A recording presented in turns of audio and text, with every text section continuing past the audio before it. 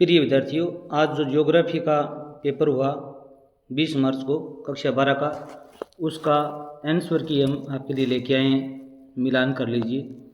पहला प्रश्न आया था, इसमें आर्थिक भूगोल का उपक्षेत्र है। इसमें ए ऑप्शन सी होगा, संसाधन भूगोल। नेक्स्ट देखिए, दूसरा क्वेश्चन आया था, जनसंख्या वितरण को प्रभावित करने वाले आर्थिक कारक युग्म है। इसमें खनिज और नगरीकरण, ए ऑप्शन सी होगा। नेक्स्ट देखिए, 3 नंबर क्वेश्चन आया था, उच्च साक्षरता स्तर किसका सूचक है। इसमें सामाजिक आर्थिक स्तर का सूचक है। इसमें द ऑप्शन सी होगा। नेक्स्ट देखिए आप, 4 नंबर क्वेश्चन आया था, मानव विकास की अवधारणा किसने दी। इसमें डॉक्टर महबूब उल हक, आंसर सही होगा।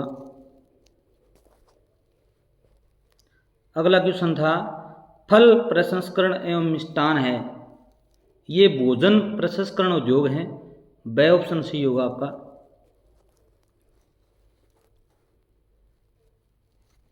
छह नंबर क्वेश्चन आया था, भारतीय नदियों में प्रदूषण का मुख्य स्रोत है। इसमें एक संशय है, विषैली धातुएं भौतिक पदार्थों के रूप में, ए ऑप्शन सी होना चाहिए, ए ऑप्शन होगा। देखिए भी, अगला क्वेश्चन आया था पहले पार्ट का 7वां, इंदिरा गांधी नहर की संकल्पना किसने दी थी भी। इसमें कंवर सेन, उत्तर सही होगा। राष्ट्रीय स्तर पर गंगा की सफाई के लिए कौन सा अभियान चलाया गया, नमामि गंगे अभियान चलाया गया था भी। नेक्स्ट देखिए,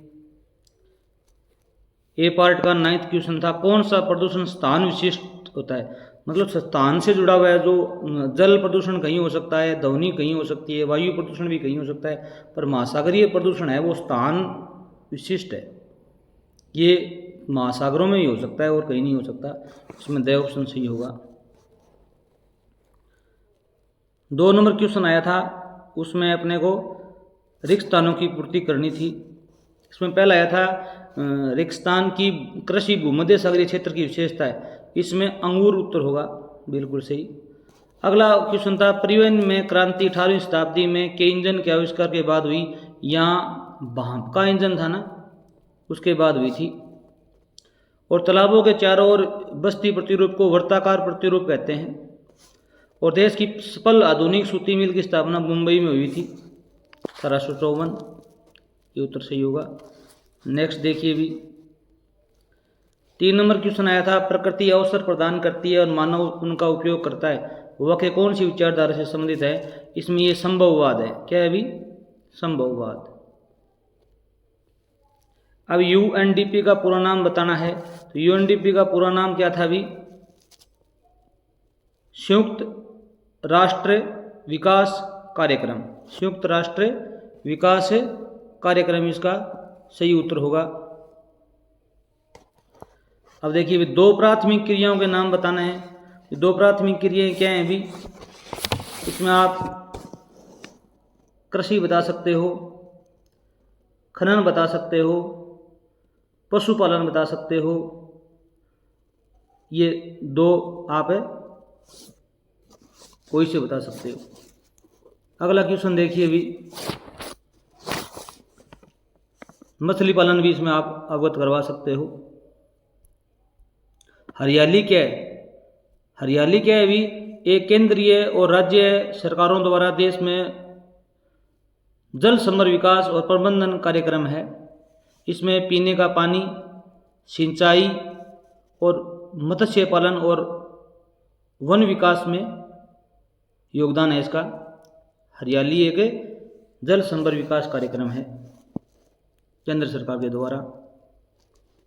नेक्स्ट देखिए, 4 नंबर क्वेश्चन आया था, जनसंख्या घनत्व को परिभाषित कीजिए। इसमें क्या है भी, जनसंख्या घनत्व किसे कहते हैं, मानव व भूमि का अनुपात ही जनसंख्या घनत्व है। प्राय जनसंख्या घनत्व को प्रति वर्ग किलोमीटर में रहने वाले व्यक्तियों की संख्या के रूप में मापा जाता है। 5 नंबर क्वेश्चन था, मानव विकास के 2 उपागम लिखने हैं। इसमें कई उपागम हैं, आप आय उपागम लिख सकते हैं, आप आधारभूत आवश्यकता उपागम बता सकते हैं, कल्याण उपागम बता सकते हैं, एक क्षमता उपागम बता सकते हैं। इनमें से 2 लिखने थे आपको। नेक्स्ट देखिए 6 नंबर क्वेश्चन आता है आधुनिक बड़े पैमाने पर होने वाले विनिर्माण की 2 विशेषताएं बतानी थी। इसमें आप बता सकते हो कौशल का विशिष्टीकरण या उत्पादन की विधियां। 2 नंबर बता सकते हो आप यंत्रीकरण। 3 नंबर बता सकते हो प्रौद्योगिकी नवाचार और बता सकते हो अनियमित भौगोलिक वितरण। 7 नंबर क्वेश्चन था स्वच्छंद उद्योग क्या है। ऐसे उद्योग होते हैं ये जो अपनी अवस्थिति का चुनाव करने में अपेक्षाकृत स्वतंत्र होते हैं।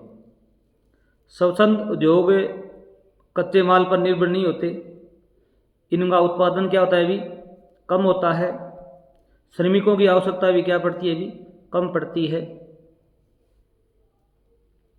ये प्रदूषण रहित होते हैं। नेक्स्ट देखिए 8 नंबर क्वेश्चन आया था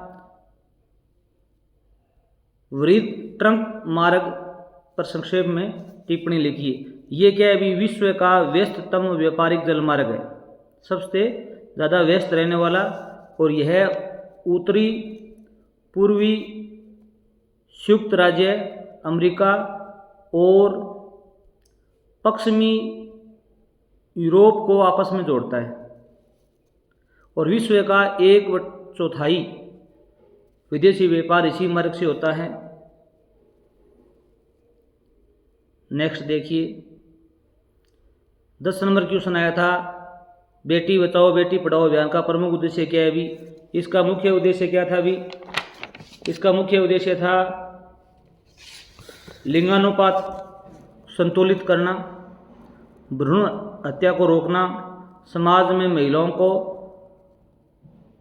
सम्मान दिलवाना, ऊंचा उठाना। आप इनमें से 1-2 कोई लिख सकते हो। 11 नंबर क्वेश्चन था प्रवास की धाराएं। 2 धाराएं इसमें, एक तो है आंतरिक प्रवास, एक और क्या है अभी अंतर्राष्ट्रीय प्रवास। आप प्रकार नहीं, धाराओं में आंतरिक प्रवास और अंतर्राष्ट्रीय प्रवास लिखेंगे। अगला क्वेश्चन था गैरीसन नगर क्या है अभी। गैरीसन नगर क्या होते हैं अभी, छावनी नगर होते हैं। क्या होते हैं अभी, छावनी नगर, जिनका विकास है वो सैनिक छावनियों के रूप में होता है। इसमें आप अम्बाड़ा, महू इनका उदाहरण दे सकते थे। 13 नंबर क्वेश्चन था जैव ऊर्जा की संक्षेप में व्याख्या कीजिए। भी जैव ऊर्जा क्या है, जैविक उत्पादों से कृषि अवशेष, नगरपालिका अवशेष, औद्योगिक अवशेष, अपशिष्टों से प्राप्त ऊर्जा को जैव ऊर्जा कहते हैं। जिसमें कृषि के अवशेष आ सकते हैं, औद्योगिक अवशेष आ सकते हैं, नगरपालिका के अवशेष आ सकते हैं। उनसे जो ऊर्जा मिलती है वो जैविक ऊर्जा होती है, जैव ऊर्जा कहलाती है। इस ऊर्जा का रूपांतरण हम विद्युत ऊर्जा में भी कर सकते हैं, ताप ऊर्जा में भी कर सकते हैं, और खाने पकाने की जो गैस होती है उसमें भी इसको हम बदल सकते हैं। नेक्स्ट देखिए 14 नंबर क्वेश्चन आया था सतत पोषणीय विकास क्या है। सतत पोषणीय विकास क्या है अभी, सतत पोषणीय एक ऐसा विकास है जिसमें भविष्य में आने वाली पीढ़ियों की आवश्यकताओं की पूर्ति को प्रभावित करे बिना वर्तमान पीढ़ी द्वारा अपनी आवश्यकताओं की पूर्ति करना ही सतत पोषणीय विकास है। भविष्य में जो भी पीढ़ी आएंगी उनके लिए हरेक संसाधन को बचाकर और अपनी आवश्यकताओं को पूर्ण करना ही सतत पोषणीय विकास है। 15 नंबर क्वेश्चन आया था हवाई परिवहन का क्या विशेष महत्व है अभी। एक तो है ये तीव्रतम परिवहन सुविधा है, और जल्दी नष्ट होने वाली जो सामग्री होती है, पदार्थ होते हैं, उनके परिवहन के लिए लाभदायी है। और जो स्थलीय और जलीय बाधाएं हैं उनसे परे है। उन समस्याओं का समाधान यहाँ होता है। जो हम जल के द्वारा या स्थल के द्वारा परिवहन नहीं कर सकते, वहाँ पर हम परिवहन के द्वारा परिवहन कर सकते हैं। नेक्स्ट देखिए, 16 नंबर क्वेश्चन आया था, निपटाए गए 9 भार के अनुसार पतनों के प्रकार बताने। इसमें 3 होते हैं। पहला है औद्योगिक पतन, 2 नंबर है वाणिज्यिक पतन और 3 नंबर है विस्तृत पतन। इन तीनों का आप उदाहरण दे सकते थे। 17 नंबर क्वेश्चन था, एक उद्योगपति चीनी उद्योग को गन्ना उत्पादक क्षेत्रों के निकट स्थापित क्यों करता है, सह कारण बताइए। एक तो इसका मुख्य कारण था, चीनी उद्योग है वो क्या है अभी भार ह्रास उद्योग है, मतलब दूरी के हिसाब से इसका परिवहन करेंगे तो इसकी जो मात्रा है मिठास की वो कम होती जाएगी, भार ह्रास उद्योग है। एक इसमें क्या है अभी वजन में भारी होने के कारण परिवहन लागत ज़्यादा आती है इसमें। 2 नंबर है ये विशेष क्षेत्र विशेष में उत्पादित होने वाली फसल है, तो वहाँ पर ही इसका जो उद्योग है वो ज़्यादा सफल रहता है। 3 कारण दे सकते थे आप। 18 नंबर क्वेश्चन था, निर्माण व रख रखाव उद्देश्य से सड़कों का वर्गीकरण। इसमें आप 5 प्रकार की सड़कें बता सकते थे। एक तो है NH नेशनल हाईवे राष्ट्रीय महामार्ग, दूसरा है राज्य महामार्ग, 3 नंबर है जिला सड़कें और 4 नंबर है ग्रामीण सड़कें और 5 नंबर है अन्य सड़कें। अन्य सड़कों में आप क्या कर सकते हैं भी सीमा सड़क संगठन कह सकते थे आप, सीमा सड़क संगठन। और जो सीमावर्ती सड़कें हैं या अंतर्राष्ट्रीय महामार्ग भी इसमें शामिल कर सकते थे आप। इसमें आ गया राष्ट्रीय महामार्ग, राज्य महामार्ग, जिला सड़कें, ग्रामीण सड़कें। अन्य सड़कों में सीमांत सड़कें, अंतर्राष्ट्रीय महामार्ग और सीमा सड़क संगठन। और 19 नंबर क्वेश्चन आया था, इसमें आया था पर्यटन को प्रभावित करने वाले कारकों की विवेचना कीजिए। इसमें पर्यटन को प्रभावित करने वाले कारक कौन कौन से थे भी, इसमें आप लिख सकते हो पर्यटन को प्रभावित करने वाले कारकों में एक तो इसमें था मांग, 2 नंबर लिख सकते थे आप परिवहन भी पर्यटन को प्रभावित करता है, जलवायु प्रभावित करती है और भूदृश्य भी पर्यटन को प्रभावित करते हैं, इतिहास और कला ये भी पर्यटन को प्रभावित करते हैं और संस्कृति भी प्रभावित करती है। संस्कृति एवं अर्थव्यवस्था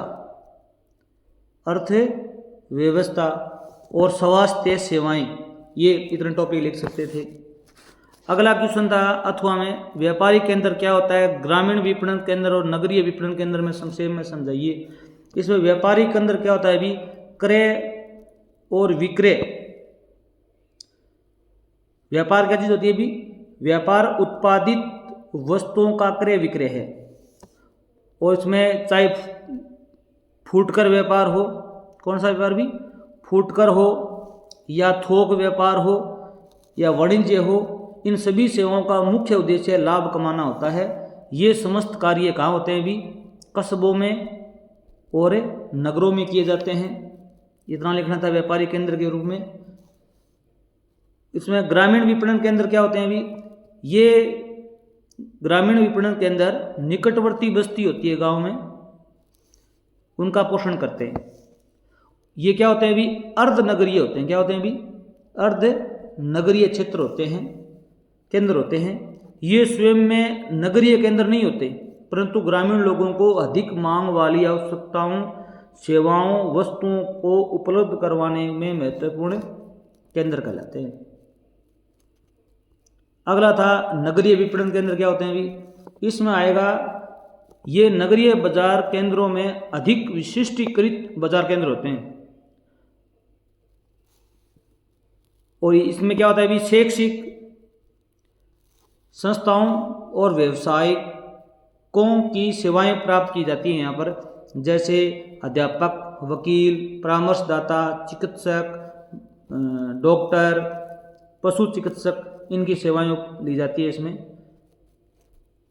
अब देखिए नेक्स्ट क्या आया था। 20 नंबर क्वेश्चन आया था, भारत में चावल की कृषि का वर्णन कीजिए। फसल परिचय। इसमें फसल परिचय में आपको बताना था कि ये चावल एक उष्णकटिबंधीय फसल है और 2017 में भारत में इसका उत्पादन 21.9% हुआ था विश्व का, और चीन के बाद भारत का कौन सा स्थान है अभी? सेकंड स्थान है। और कुल बोए गए क्षेत्र, जो कृषि योग्य भूमि है या शस्य क्षेत्र है, उसका 1/4 भाग में क्या बोया जाता है? अभी चावल बोया जाता है। जलवायु दशाएं पूछी जाएं तो ये उष्णकटिबंधीय पौधा है, बता ही दिया। और इसमें क्या है अभी 100 से 150 सेंटीमीटर तक वर्षा की आवश्यकता होती है। और उत्पादक क्षेत्रों में आप बता सकते थे, पश्चिम बंगाल है मुख्य उत्पादक क्षेत्र, पश्चिम बंगाल, पंजाब है और हरियाणा, यूपी, उत्तर प्रदेश, आंध्र प्रदेश, तमिलनाडु, और पश्चिम बंगाल में अमन, ओश और बोरो 3 फसलें उगाई जाती हैं यहाँ पर। इनके बारे में बताना था आपको। इसके जो अथवा में आया था वो था भारतीय कृषि की समस्याएं। क्या बताना था आपको? अभी भारतीय कृषि की समस्याएं थे। इसमें आप 1 नंबर बता सकते थे, अनियमित मानसून पर निर्भरता। 2 थी निम्न उत्पादकता। आप बता सकते थे ऋणग्रस्तता। दूसरा अगला बता सकते थे भूमि सुधारों में कमी। आगे 5 नंबर बता सकते थे छोटे खेत होना और विखंडित जोत होना, भारत की समस्या है कृषि की। अगला है वाणिज्यीकरण का अभाव, कृषि का जो वाणिज्यीकरण नहीं हुआ। एक है कृषि योग्य भूमि का निम्नीकरण। दिनों दिन क्या हो रहा है? अभी कृषि योग्य जो भूमि है उसका क्या हो रहा है? निम्नीकरण हो रहा है, उसकी उर्वरा क्षमता कम हो रही है। और एक व्यापक अलग बेरोजगारी भी इसका मुख्य कारण है। 21 नंबर क्वेश्चन आया था, इसमें भारत के जो मैप में, विश्व के मैप में मुंबई, न्यूयॉर्क, सिडनी और केप टाउन को फिलअप करना था। अभी हम नक्शे में दिखाएंगे आपको। और भारत में रत्नागिरी, दुर्ग और बल्लारी और बेलाडीला को अप्लाई करना था। अब देखिए अभी विश्व के नक्शे में आप यहाँ पर देखो, अभी मुंबई तो ये रहा, यहाँ पर फिलअप करना था। ये सिडनी था 2 नंबर, और यहाँ पर देखो अभी ये क्या था? अभी न्यूयॉर्क था, और ये क्या था? अभी दक्षिणी अफ्रीका में केप टाउन था। ये 4 स्थान आपको फिलअप करने थे। नेक्स्ट देखिए, भारतीय मैप था, उसमें क्या था? अभी एक रत्नागिरी था जो महाराष्ट्र के अंतर्गत आता है। एक क्या था? अभी दुर्ग था, एक ये बेलाडीला था, एक ये बल्लारी था। ये इतने यहाँ पर फिलअप करने थे आपको। अगर आपको वीडियो अच्छा लगा हो तो आप चैनल को सब्सक्राइब करें, लाइक करें, शेयर करें। धन्यवाद।